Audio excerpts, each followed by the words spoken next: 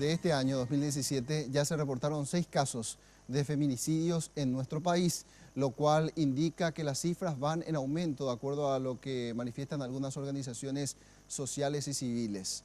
Si es que se sigue con esta tendencia, los casos al cierre del 2017 podrían triplicarse con respecto a años anteriores.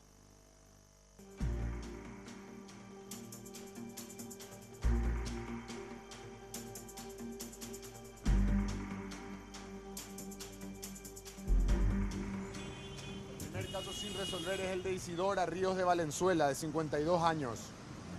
Fue violada y asfixiada para ser posteriormente golpeada brutalmente con un elemento contundente.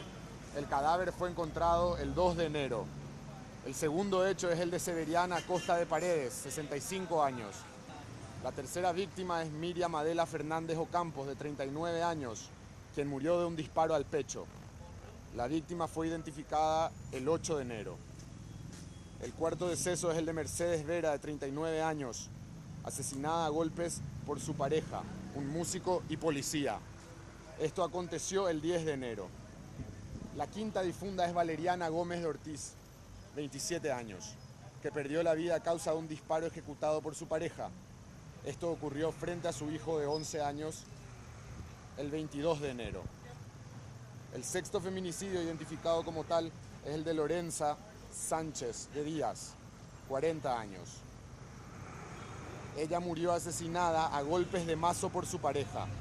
Este se suicidó después del hecho. Esto ocurrió el 24 de enero. Ante esta situación, un grupo de organizaciones sociales decidió manifestarse frente al Ministerio de la Mujer, ya que afirman que no ven acciones por parte de esta cartera de Estado para reducir este número, que de continuar en un promedio de una mujer cada 4 días, a fin de año sumará 91 asesinatos de mujeres. Pedimos, por ejemplo, la creación de más centros de protección a las mujeres. Pedimos también creaciones o control riguroso sobre los organismos que ya existen para el acompañamiento psicológico a las víctimas en las comisarías o en los diferentes barrios y para el seguimiento mismo de cada caso, porque también cuestionamos el seguimiento de los casos. También exigimos, entre otras cosas, el apoyo económico a las víctimas, ya que una de las limitantes principales al exponerse a esta situación y al sufrir violencia son las limitantes económicas. Y tenemos una serie de exigencias, además de la ley, que nos parecen necesarias y urgentes dada la situación.